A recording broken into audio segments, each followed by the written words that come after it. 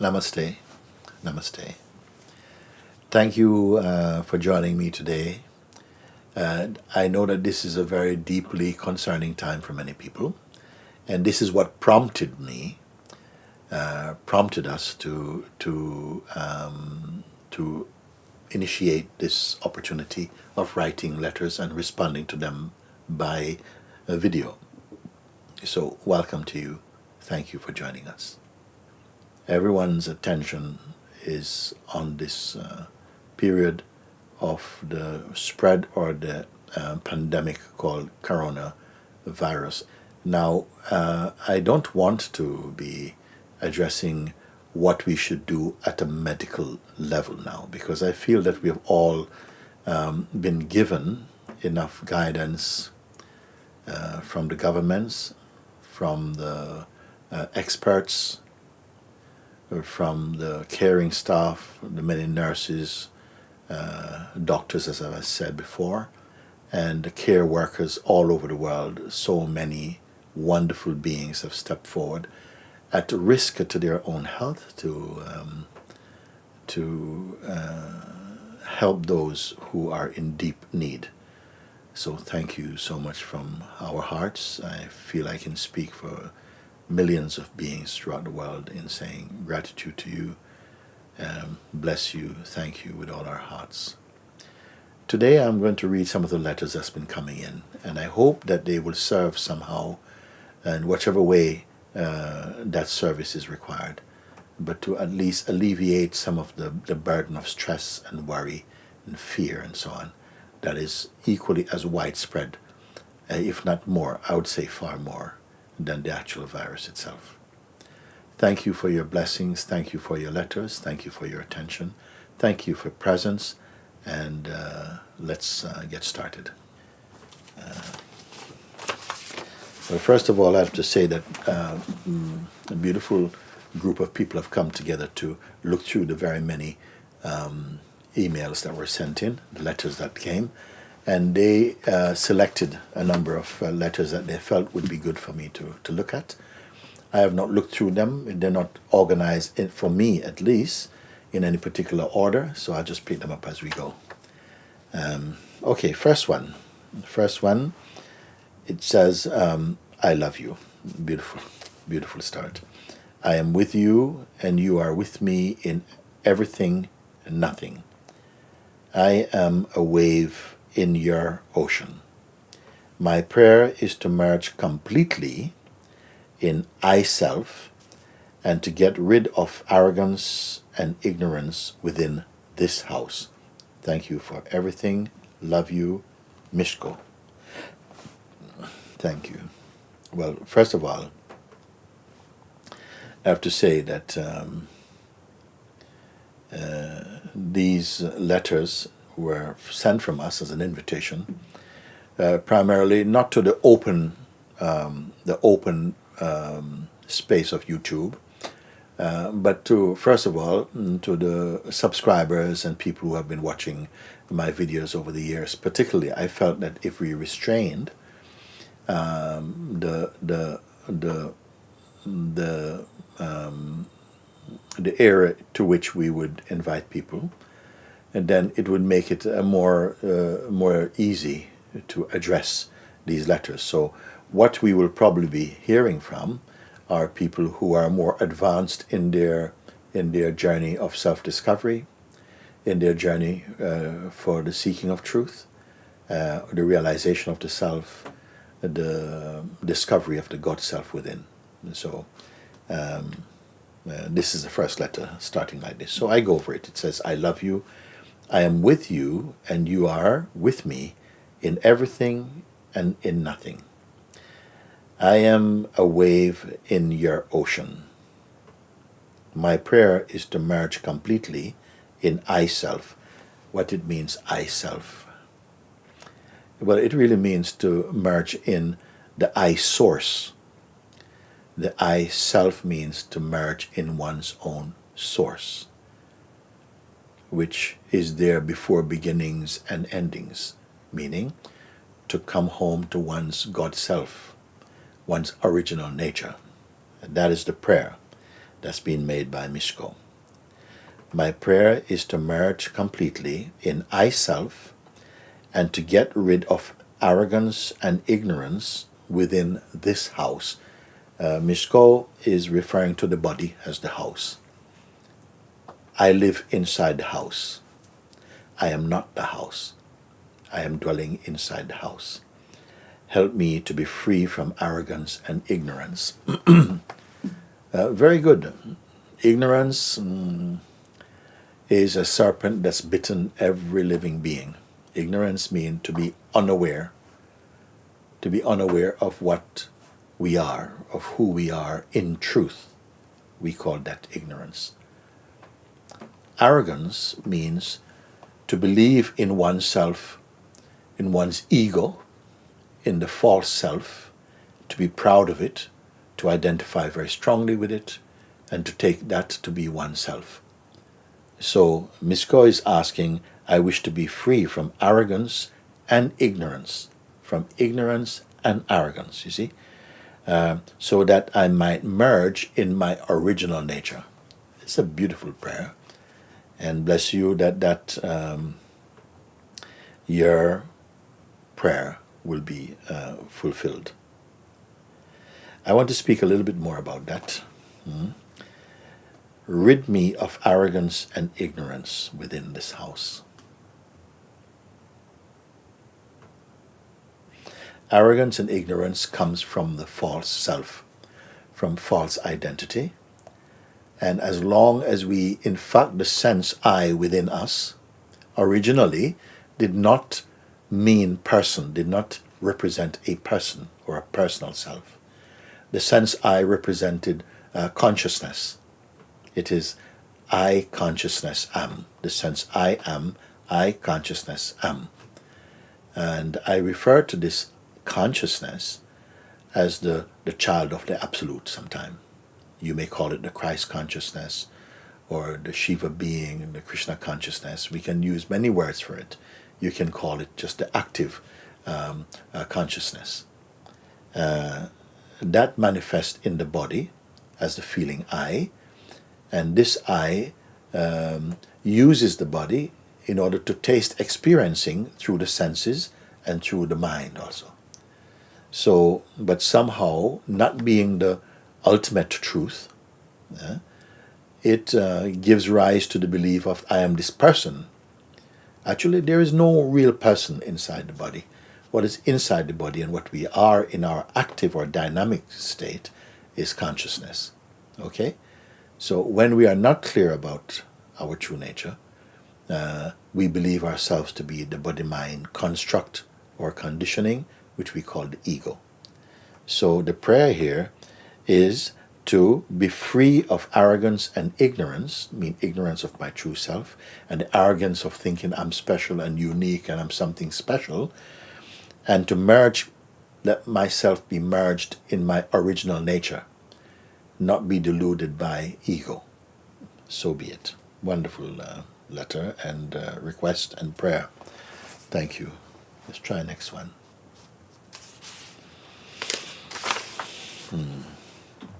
Dear Mooji, our grandchildren, we took care of them for 5 years in our house.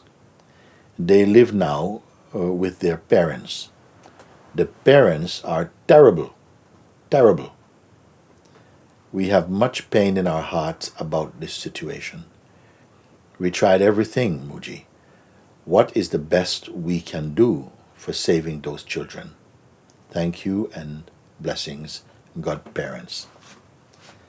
A very unusual letter, but one very much arising from somebody's heart. Again, dear Mooji, our grandchildren, we took care of them for 5 years in our own house. They now live with their parents, which obviously, I assume, is the children of the grandparents itself. Okay? The parents, who are the grandparents' children, the parents are terrible. Terrible. She emphasized twice. Terrible, or they emphasized twice. We have much pain in our heart about this situation. And obviously, it is clear that there is some disharmony there, some unhappiness is there. What to do about it, you see? We have tried everything. And Mooji, what is the best we can do for saving those children? You have already started by writing this letter. And naturally from my heart, I find myself already praying, willing for this situation, this environment to become more wholesome, healthy, harmonious, in the way that clearly the grandparents had this love for the children. We don't know why they were with grandparents in the first place. It happens, we know, in life. Sometimes the parents are not presently in a situation where they can cope, and they are fortunate enough to have their own mother and father that are willing to take care at least for their children, at least for some time. Now it's clear that you, the grandparents, enjoy having the children. You love them. You've done everything for them. But they have returned to their natural parents, to their immediate parents. And you say, these parents are terrible. I don't know in what way they are terrible. You say they are terrible, we have much pain in our hearts about this situation. Sometimes it is just like this in life. It can play like that the people that you care about, they themselves are now put in a very, very bad situation where they're sometimes abused. They are themselves unhappy and all of this, and you're watching and cannot do anything at all but just wish them well and pray, which is a good thing. And I naturally pray for them that the situation will heal. But I want to tell you something which may not be so easy for everybody to hear. Trust in God about this. We don't know by our own understanding why these things happen. I'll have to say that in my own case, so much of what I have gained or learned from life has come in a very painful way to myself. Suffering, hardship, painful ways, restricted, and I could give examples of this, of course, but you know, later I came to appreciate something. I appreciate so much because I've gone through these difficult times. And I've learned, I think the greatest lessons I've learned in life have come through painful experiences. Of course, you know, we would never ask for such things. If left to ourselves to ask for what we think is good for us, we would always choose the things that we enjoy. But God knows best. Sometimes we are given things that we will not enjoy immediately. They will be painful. They may even be intended to be painful, served by others. And as you can see, that even the parents themselves can be not good for their children on the surface. You know, they may not be capable of really being loving and kind and so on at the moment. But somehow in the greater picture, we pray that the children grow from this, as very often you know yourself that we often grow from difficult situations and challenges. I pray for these children that will be the outcome. And I don't want to say by outcome, it could be for another few years they have to live like this. It touches my heart. I cannot bear to think of it. But today, I put a prayer in. May these children and their parents also, and grandparents, come to find a greater harmony that really serves their lives onward from here. That, you know, miracles happen every day. I see it myself. And I'm open to see it because you know what? The miracles are happening anyway. But if you don't notice them, they don't happen. That's as far as you are concerned. Experientially, you will not see it. But miracles of every kind, of various kinds, are happening every day. Every day. What is miraculous for you is when you get the eyes to see that and to appreciate that. Okay? So all the very best to you. Clearly, you are good people with a great love and compassion to, at the time of your life, when for many people at your age, whatever that may be, often it is at a time when you can begin to enjoy more independence, more freedom to do things. You gave that to your grandchildren. And at least you have given them 5 years, I think you mentioned, of your love and joy. And they will continue to benefit from your love and joy, even beyond your presence. What you have given those children with your love and your loving care, your compassion, your wisdom, is serving them even right now. So bless them, God bless you all. God bless their parents who clearly need a lot of blessing. Bless you all, and I wish the very best for you. Thank you very much.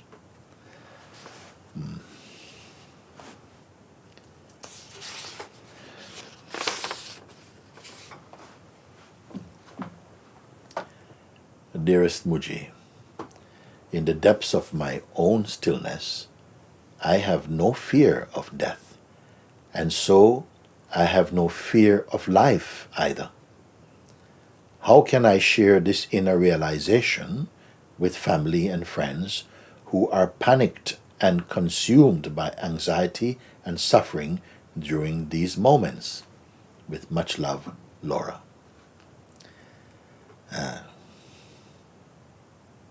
Again, dearest Mooji, in the depth of my own stillness, I have no fear of death. When one is discovering or has discovered one's true nature, how fortunate, how blessed. You are discovering your true nature, not the ego nature, not the person's nature, but one's spiritual nature. And it is possible in life to discover your true nature. Laura is admitting, I have no fear of death, because she clearly sees what I am cannot die. That is not only a belief, that is a proof that only her heart and your heart can know once you have been graced to see this, either through your spiritual practice, through your faith in God, whatever, you have come to that certitude, that what is, life cannot die. Death cannot live. Life cannot die. And also life takes care of life.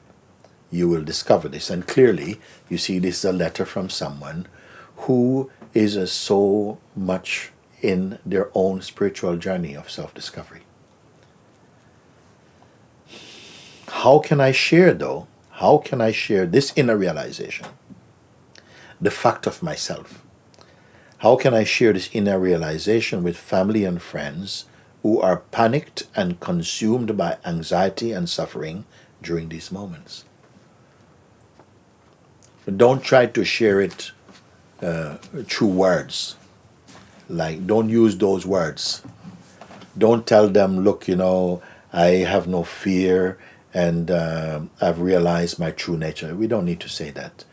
The one who is awake to the truth, without doing any research on others, they instinctively, intuitively, spontaneously know how to relate with others who may not be at that level of self-realization. And this is also one of the ways in which we know that here is a mature being. You see? They are not going to demonstrate and to show off their spiritual knowledge, first of all. So like this, you are the same way. How can you share this inner realization with family and friends? First, by being your own natural self. And these friends who are panicked and family who are panicked and consumed by anxiety and suffering, where did the anxiety and suffering come from? Well, primarily from not being aware of one's true nature. When you are aware, I don't mean mentally aware, but spiritually aware. You're livingly aware of what is, that which is true and that which is untrue. You know what is permanent and what is temporary. When you know this, fear will leave you. You will accept all things as the natural unfolding in the natural world. And you will know that what is, what you truly are, cannot die. When you don't know this, and you take yourself only to be your body, mind, and personality, or person, and its conditioning, of course, it is not enough. Maybe it is enough to enjoy life to a certain extent, but it is not enough to win that peace of mind and real happiness that comes when you are discovering the truth of who you are. So you ask the question, how can I share this inner realization with family and friends who are panicked and consumed by anxiety and suffering during these moments? Which moments are you speaking about? Let's take it that you're speaking about this present time when the news about coronavirus and how many people are dying and becoming sick in different countries is sure to cause panic, stress, strain and worry and fear in the minds of people who have not spent much time reflecting upon their own lives and their own true nature. Now, this is not to blame. In fact, I will tell you that so many people around the world are not panicked. They are not in fear. They have concern, of course, and they have care and compassion, both for all who are sick and even for the possibility that they themselves might become sick. That is perfectly understandable. But don't get that mixed up with the need to be afraid. Fear comes when we feel lost. We feel, I don't know what to do. I don't know what is going to happen. But the truth is, for most people, they don't know what's going to happen. They don't. Most of us just think we know what is going to happen and take some kind of momentary comfort from that. The world presently is plunged into a collective sense of a crisis. People are afraid for their lives. They're afraid, what are we going to eat? What's going to happen? I have no money, my money is running out. All these things we can be concerned about. But I want to tell you, all that happens in the world, from the greatest to the smallest things, are somehow held in God consciousness. It is not that everything is just falling apart and, we don't know what's going to happen, the world is going to end and all of this type of thing. Surely coronavirus is a spreading. It's being arrested in some place. But it is, for many people, a very threatening phenomenon right now. And it is understandable at the level at which we are used to news and information that people will feel panicked, and all of the things that we are hearing about will continue for a while. But I am here to share with you that there's no need to be afraid. Nothing can happen contrary to the will of God, the Supreme. Now, you may not be a religious person or a spiritual-minded person or a believer. That is fine.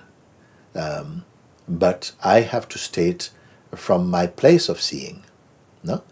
And my understanding that everything is fine. Whatever is destined to happen will happen. Whatever is destined not to happen will not happen. And no one can change that. What I would like you to change is your attitude towards all of this. Everything is good. As I said before, we have been living for a very long time with a certain stained, or I would say contaminated mindset. Our mental and human culture is contaminated with very many wrong ideas. Our judgments of each other, the fears that come, the judgments, the fears, the anxiety, the pressures, the stress, the over-concern, the hatred that's happening on the planet. And that is going on in regular life, dressed up to look like everything is fine. Everything is not fine. It has not been fine for a very long time. And so actually this present crisis, which is considered by so many people in the world as, oh, this is devastating. Actually the devastation started a long time ago. It's a devastation of our inner culture, of our opportunity to wake up to the truth of who we are. And the coming of coronavirus is quite a shock. It's quite a chance, actually, a shake-up to human beings, to wake up, shake up and wake up to the reality of what is being produced by our collective behavior and our collective ignorance. You see? It is not the punishment only, but it is as though life is releasing a certain amount of our karmic debt. And so we are experiencing a taste of how it really could become if it was really, really, really devastating. This warning wouldn't have come in this way. This warning has come for us to change. And you can say, but how? I don't know what to do. I don't know what to do. Actually, change is already happening. Change is already happening as an outcome of the contamination that we have brought into our own human kingdom, and also the toxicness that we have pushed upon the earth itself, which is our physical mother, our mother in the sense that it takes care, it provides the food, it provides, the nature has provided so much to support human life.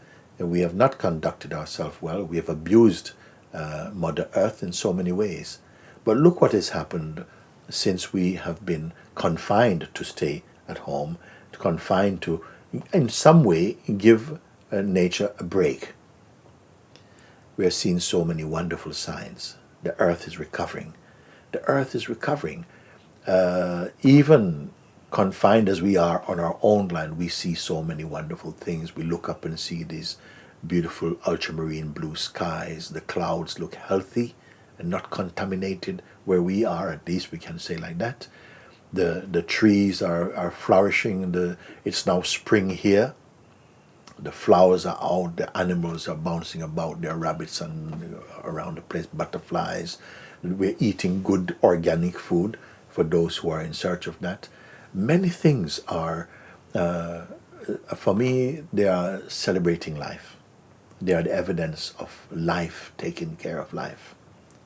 It is our turn also to detox from so many negative thoughts, so many negativity in our lives. And why? So that life can be refreshed, to press the refresh button again. So many things are going to change, and it's changing already, even for us, without having to get up and do and to change physically. We are compelled to change. And so I see this as also many wonderful things are going to come. Of course, many people will be in great sorrow because they would have lost some member of their family that they're not even able to attend the funeral and so on. Of course, I can understand the distress of that. None of us can say we are guaranteed to be safe in that respect. But I can guarantee that you as life are fine, and that it is possible and highly probable that if you pay attention to the many signs that you are becoming sensitized to, your life will already be improving. I wish you all good health and openness of heart and a great life now and a great life to come also here on this earth. Okay? But we must pay more attention to the way we treat each other, ourselves, and our planet also. To live with respect and with veneration to the Supreme Self. Thank you. I've spent quite a bit here to talk over this letter, but it triggered these kind of these thoughts in me. Thank you. Thank you, Laura.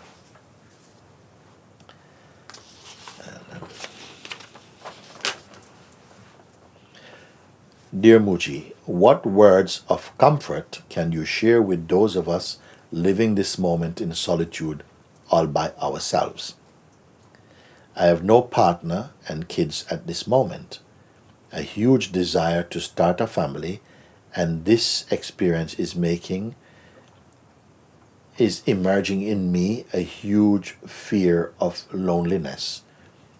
How would you would love to hear your advice.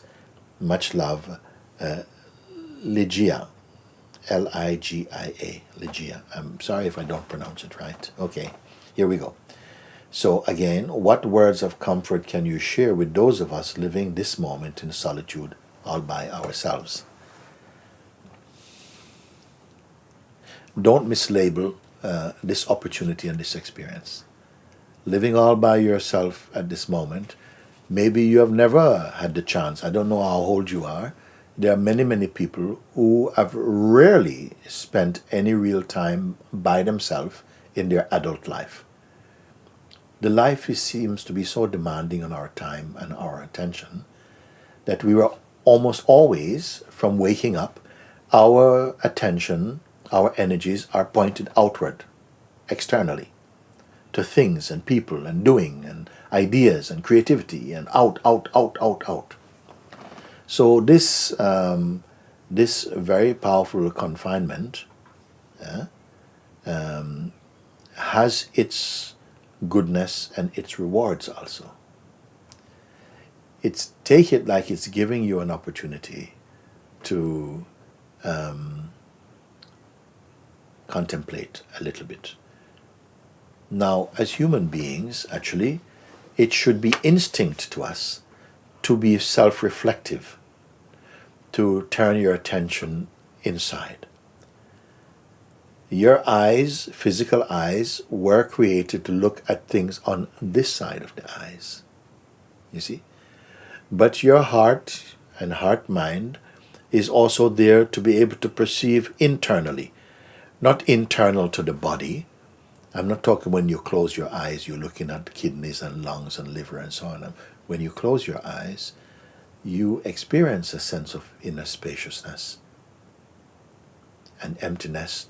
But what tends to happen, our conditioning reacts against it. And we feel, oh, this is just, I can't bear it and so on. So I would say those who are forced to live in solitude at this moment, don't cling to the initial reaction from your mind that you are imprisoned. Actually, I would like you to change it and think you're being set free. You're being set free to spend a little time with your own self, to examine what really is here. Is what is really here when you are by yourself, is it something bad or is it something good? This you have to find out. Many people, because the mind, once it is so badly habituated and trained to cling to things, objects of desire and so on, when it's left by itself, it feels like bored. I don't know what to do, what's happening to me, and all kinds of nonsense depression and concern comes in. But this is false, it's not true. Actually, someone should be happiest by themselves. If you are happy by yourself, you will most likely be able to be happy with others. And happy with others because you don't need them. You're not depending on them. This is not a good thing for a human being, to be depending for your life, depending for your happiness on clinging to other people. First of all, you suffocate the natural space that each person should have with them, that helps them to have a very clear and very insightful mind, to be able to experience their own presence. If you are someone who is needy, you rob others of their own spaciousness, their own health.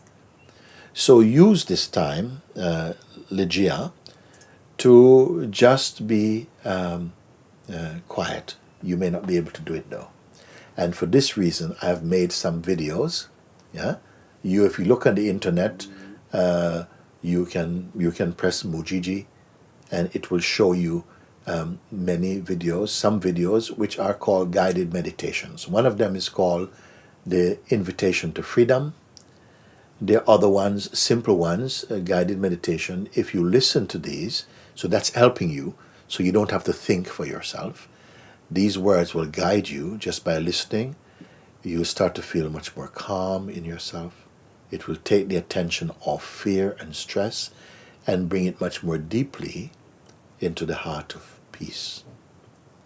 And like this, if you keep on listening and following, you'll find that whatever anxiety or stress or fear or worry is being replaced by a greater sense of peace, expanding peace and joy and silence. Would that not be a wonderful thing? I promise this, that if you put your attention, watch some videos that are contemplations. You don't have to watch only my video. You can watch whatever ones that touch you. I can only say about mine that they're already online, some of them. You can look out for them if you want. Now you continue. I have no partner and kids at this moment. Some people will go, lucky person. You know that there are people who will say, lucky woman. You have no children and partner. That's not something, not everyone in the world is going to have a partner and children. Not everyone is destined to do that, you know. But I'm not locking the door on you. I'm saying that it will come. It may come. If it is destined for you, it will come, even without you going to look for this. First, put your attention on what needs to be found now. God has leave these things aside for the moment so that you can begin to look much more deeply at your own self. Before you start to look at other people and interfere with their lives, begin to look into your own nature. Discover your own beauty. Not ego beauty, but the beauty of the silence and the peace that is possible for you to discover within your own self.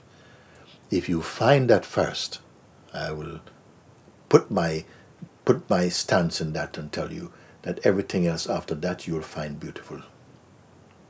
But find first the kingdom of God within your own self, and other things will come in the same light, like that, you see. So you say, I have no partner and kids at this moment. A huge desire to start a family, and this experience is making to come up in me a huge fear of loneliness. Don't waste your time, please. Don't waste your time. This is foolishness right now. You're not going to snap your finger and get to use. It's not some fruit machine you're going to put your money in and get family out like that. If one is meant to come, give time, these things may happen, but don't be waiting for this.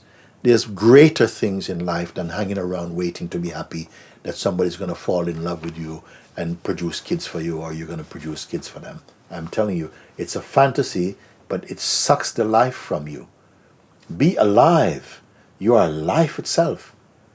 You are life itself. You see? And so this thing, a huge desire to start a family, and this experience, it does come up for many people. For women particularly, it comes very, very, very strongly. As a time, a season when they feel, I have to have a child, I'm ready to have a child, and so on. But it's highly pumped up and hyped up by our own emotional sense of lacking, and that you're not important enough as you are, and you're only important if you can be a mother, and looking for new roles to play. You've written to me, and I'm going to tell you, don't waste your time. Don't waste your time about that. If it is, I don't know how old you are, but I have a sense you have time, okay, for that. But today you have time to begin to use the beautiful space that God has created around you. He's pushed out a lot of things from around you, a lot of clutter, so you can have a bit of space to put on finding out about you before you start to find out about other people. Not you personally. Your personal mind caused a lot of trouble. But in the heart of your mind is a heart mind, a mind which is in harmony with your heart. Put some energy on discovering this. Again, I am not speaking empty words. I'm not sending you out into the wilderness. They are quite supportive videos, books. Videos are quite pleasant, actually, easy to read. These days we have YouTube and things like that. You know, there was a time on this planet when these things were not here, isn't it? And you couldn't even find books. At best you have to find somebody who heard from somebody who heard from somebody else to tell you something. Now you can go to YouTube and so don't be lazy. You can find, and I'm telling you also, my own videos are directed to help you to find your own self. Free of charge, free of cost. There are other people also giving meditation, exercise and so on. Whichever one suits you, whatever pleases you, look for those and they will get you off the ground and out of this state. Actually, you have no need to be a sorrowful person. You have no need to be. I don't read anything here that says, oh, this person deserves to be unhappy. I don't see anything. I wonder why you should be sad at all.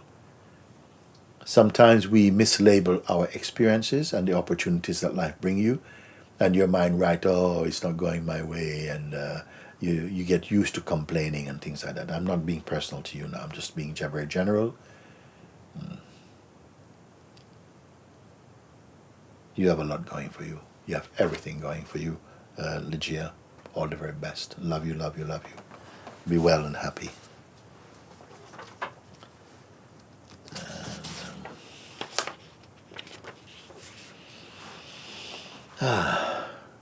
Dear Mooji, please help me to be free. I am struggling. I will be 73 soon. I live alone. I have no worries and I'm at peace, but I'm not free. Okay?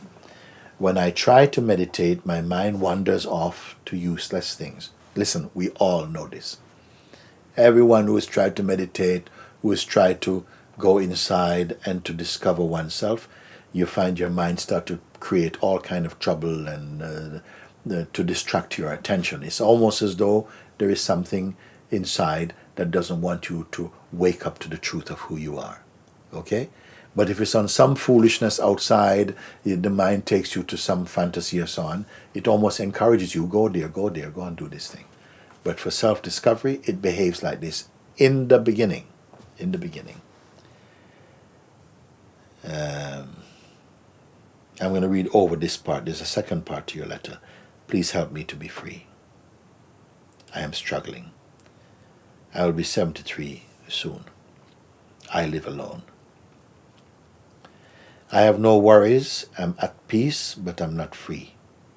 When I try to meditate, my mind wanders off to useless things. Then why you say you have peace, you're at peace, you have no worries, but you are not free. So something feels I am not free.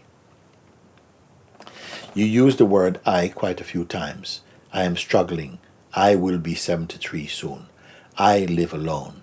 I have no worries, but I am not free. I.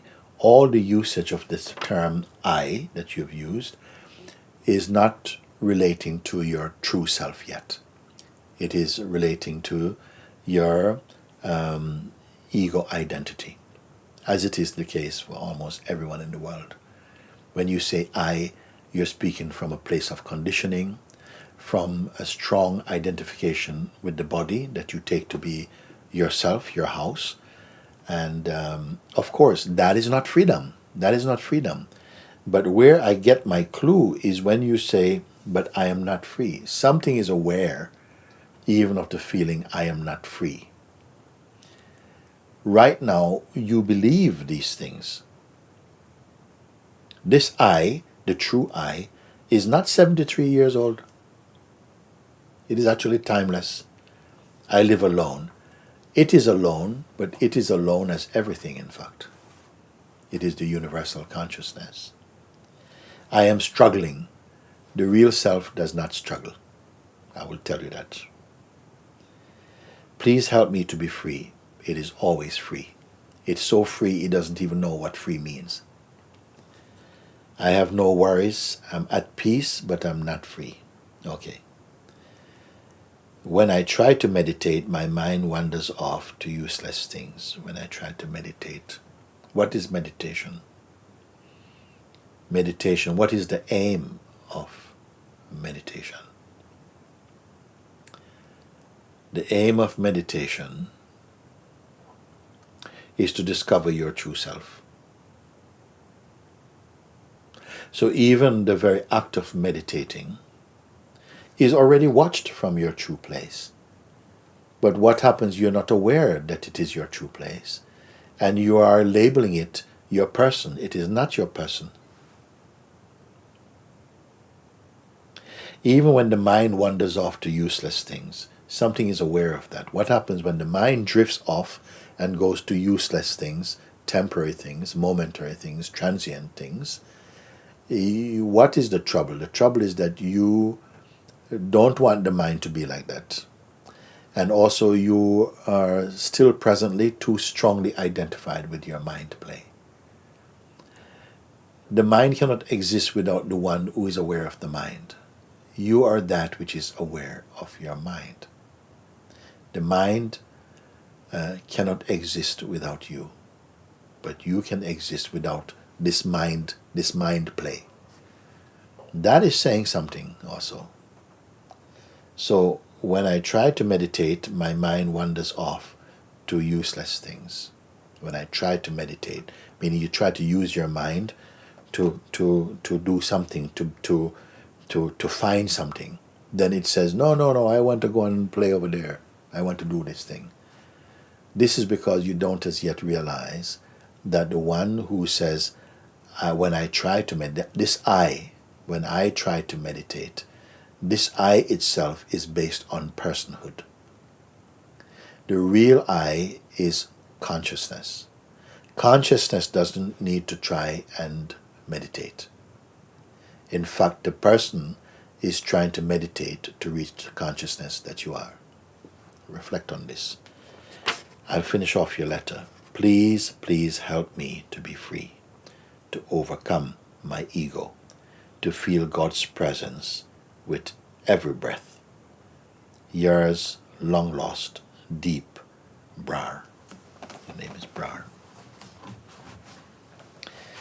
Please, please help me to be free. And this is what this very, sitting here, reading these letters, I endeavor to point you or to point out the misconceptions, the distractions that makes you feel unfree. Freedom is synonymous with your own natural state. But we rarely believe this because we have developed the false identification with the body-mind, and because the body-mind is never stable, it is always fluctuating. You are aware of this moving about of the body-mind. It cannot be kept still. That's its nature, it's moving about. You who observe it moving about, you are not moving about. That which is not moving about, but is aware of the sense of things coming and going, this one is the self. Focus your attention on that still and ever-present and silent self. Give more increasing attention to this stable, pure state of being, and you will lose the fascination or the habit to keep giving your attention to the mind so much. All the very best to you, Brar.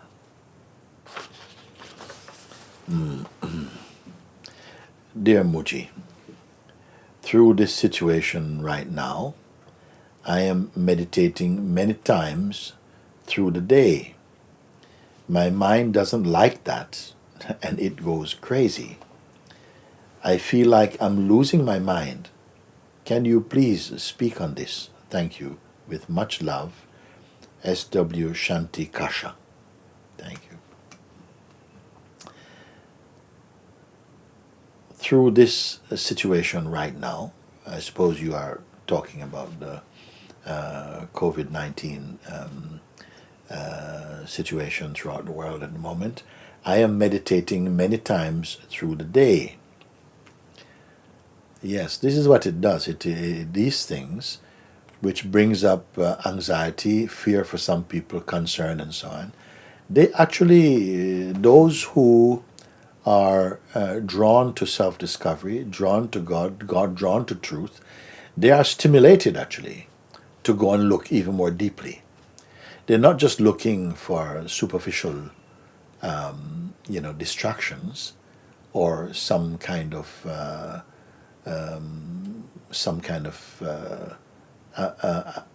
entertainment or something. They're actually using this to search. They're compelled to search for that which is beyond all these things. And that is exactly what is happening in your case. You see? Now you say, my mind doesn't like that and it goes crazy. It's very insightful what is being said here. Why should your mind not like that you are meditating? What is wrong about meditating? When we are thinking many stupid things, the mind doesn't go crazy. It's crazy in another way. It's an acceptable crazy. But when we are turned inward with our attention to discover the truth, to discover a deeper reality of yourself, it's as though the mind, the psychological aspect of the mind, the ego mind does not like it. As I said before, it is as though we have within us a capacity to a force that goes for goodness, for growth, for evolving in a good way, in the proper way, in the healthy way, in the harmonious way, in the loving way, in the truthful way. You see, like that. And there's also a force, contrary in its function, that seems to want to keep our attention dedicated to worldly life, and selfish concern, egoic concern, and so on. This is the one you have to transcend or to overcome. You know, in the Bible, Jesus said, what point, he was saying to his disciples, trust in God. Trust also in me, he said, because I have overcome the world. He didn't say I have overpowered it. He says I have overcome, which means to transcend. What is to transcend? What is the world he's speaking about? This thing, the mind, the ego mind. It is the ego mind that doesn't like that you are meditating. It feels threatened by meditation, because when you meditate, you might find God, you might find truth, and the ego mind goes crazy because he's not true. That is how it is, you see. I've been speaking on this for many years. Now I find that so many people are discovering this. As you develop, as you mature in your spiritual journey of self-discovery, you are coming to experience these things. Crazy mind. Crazy mind. Crazy mind has been trying to pretend to be intelligent mind, sexy mind, beautiful mind, you see. But actually, and when you come to say, what about spiritual mind? He says, oh, never mind. Don't bother with this mind.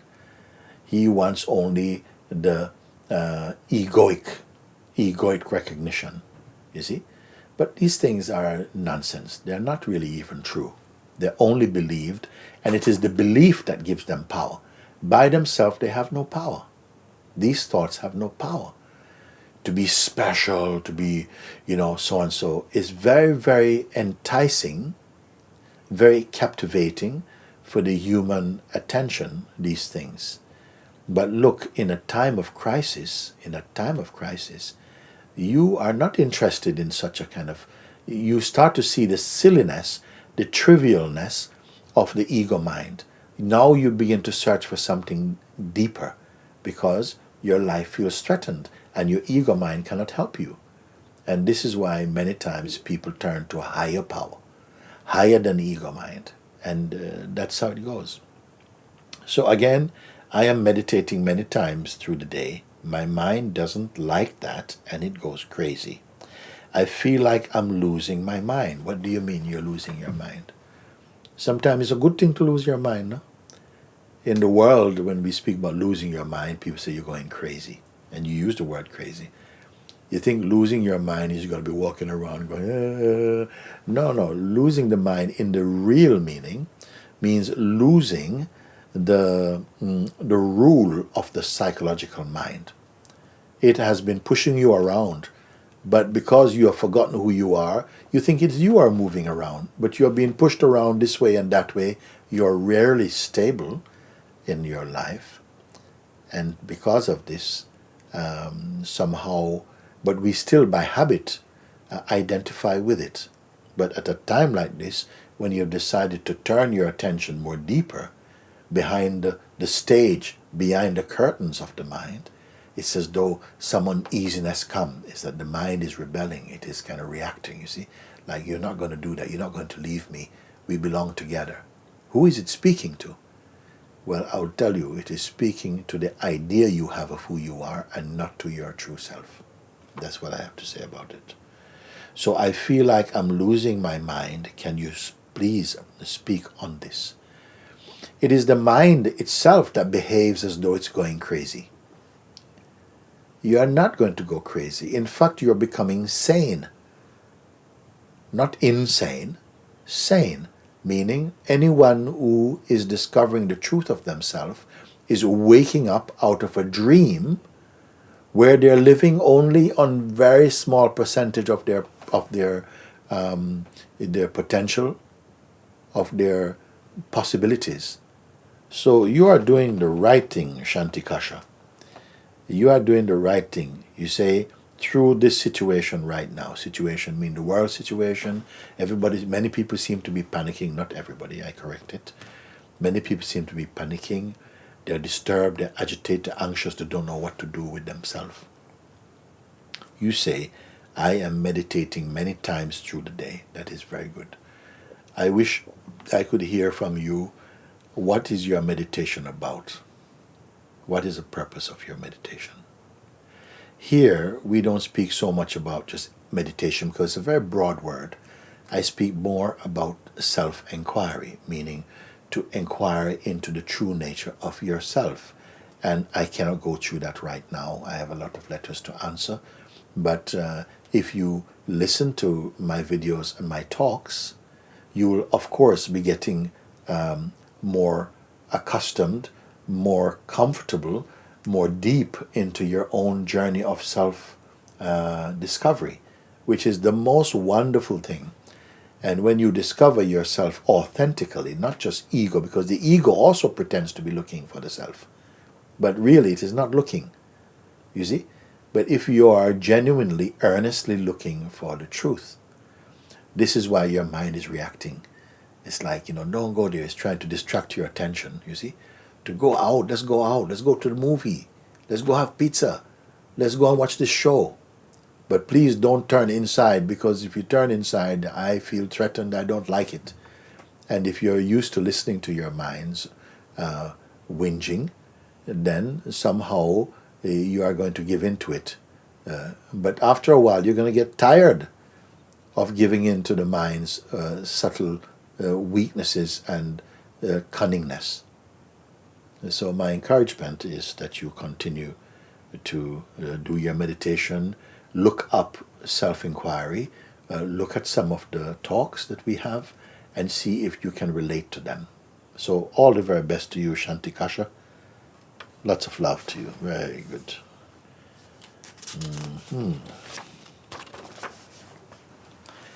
Dear Master Mooji, I turn 70 years old on March the 25th. What if my purpose is to be severely ill and be an example of courage under fire, to show others how to die with gratitude, dignity, and grace? Or the opposite, To live, to tell. How does one know which is their path? Fight to live or lay down their arms? I whisper your name every night so I get some sleep. Thank God you are here with us. Your devotee, Rosetta. Thank you, Rosetta. I'm going to read your letter again. I turned 70 years old on March the 25th. What if my purpose, meaning purpose in life, is to be severely ill and be an example of courage under fire? What it means, courage under fire.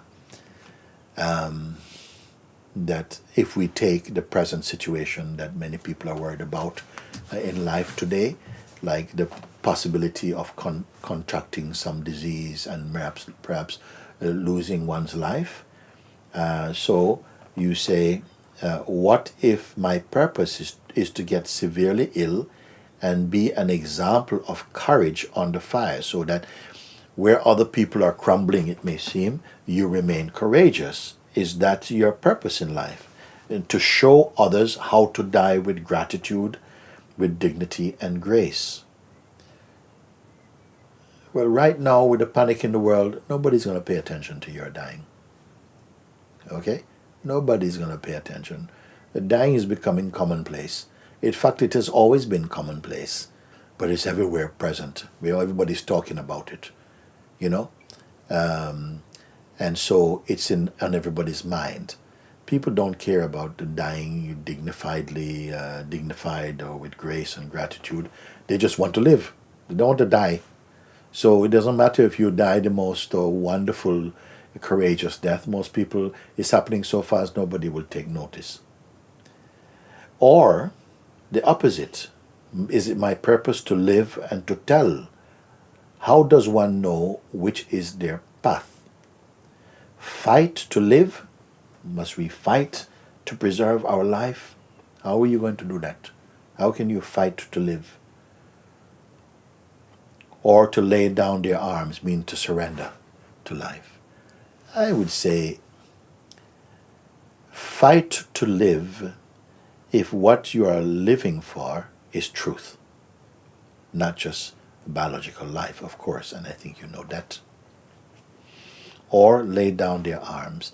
Lay down their arms means surrender. Surrender means stop fighting a battle which you are meant to just relax and surrender. Not surrender to an enemy. Surrender to God. Surrender to truth. Surrender to existence. To surrender to your own inmost being. And that is courage. That is real dignity. That is real, what you use the word gratitude, if you are surrendering to your true source. And if you're fighting, and you're fighting against the truth, or you're fighting for the truth. For truth, you need not fight. You only need to discover. As you are discovering, it says the truth that sets you free. So we don't have to fight. Enough fighting. So have I covered what you have asked? What if my purpose is to be severely ill and be an example of courage under fire, to show others how to die with gratitude, dignity, and grace? I would not be concerned about that. I would be more wanting to tell you, you cannot die, Rosetta, and you will not die. Life cannot die, and death cannot live.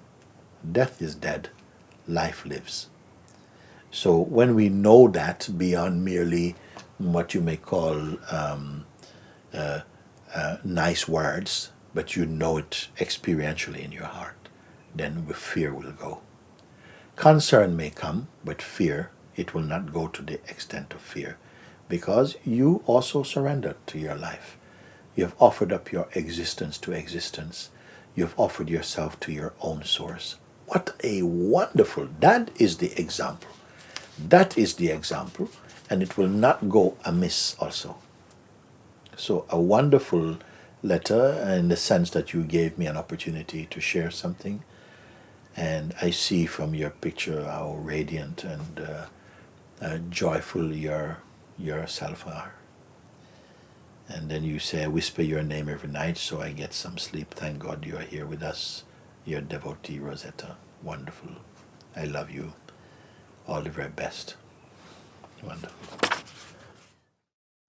So, for now, I would like to say thank you for your patience and hope you have benefited or learned something or become much more relaxed in your being, having listened to today's responses to the letters that have come in. I will have another session in a little bit. I'll take a little break now, and I'll come back and I'll follow up with the second part. Thank you so much.